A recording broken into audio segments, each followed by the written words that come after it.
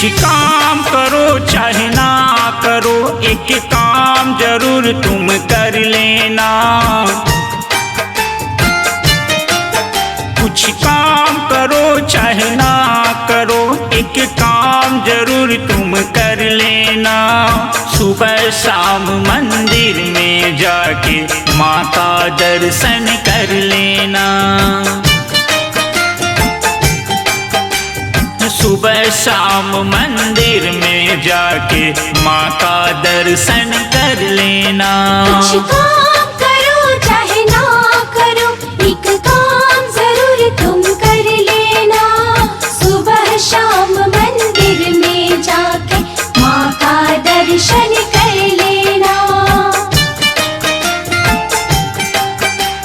सुबह शाम मंदिर में जाके माँ का दर्शन कर लेना।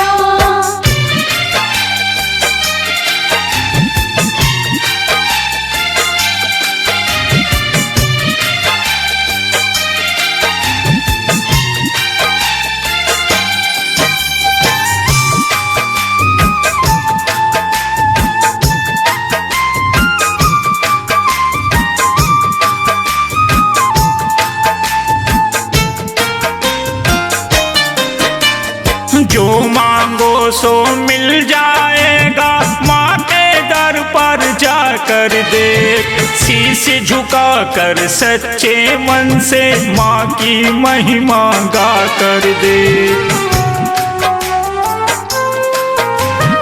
जो मांगो सो मिल जाएगा, माँ के दर पर जाकर देख। शीश झुका कर सच्चे मन से माँ की महिमा गा कर देख। माँ की लीला बहुत बड़ी मैं देख रहा, तुम देखो ना।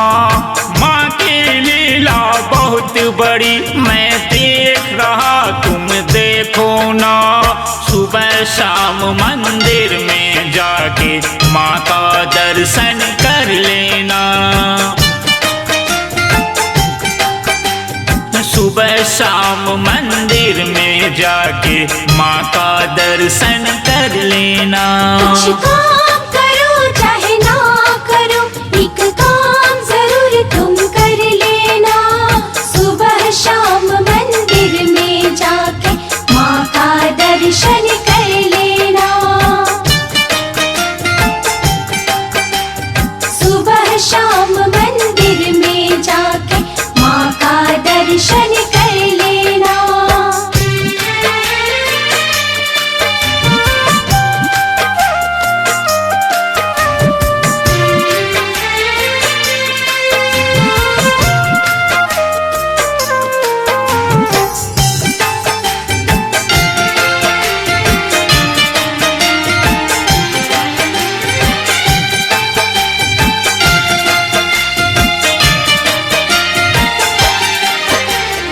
इस दुनिया में सबका बेड़ा माहे पार लगाती है।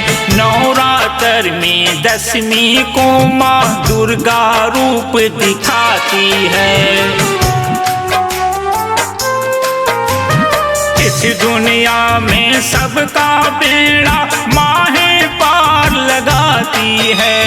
नवरात्र में दशमी को माँ दुर्गा रूप दिखाती है। जो कर ले माँ का दर्शन अब उसकी बातें क्या कहना। जो कर ले माँ का दर्शन अब उसकी बातें क्या कहना। सुबह शाम मंदिर में जाके माँ का दर्शन कर लेना। सुबह शाम मंदिर में जाके माँ का दर्शन कर लेना। कुछ काम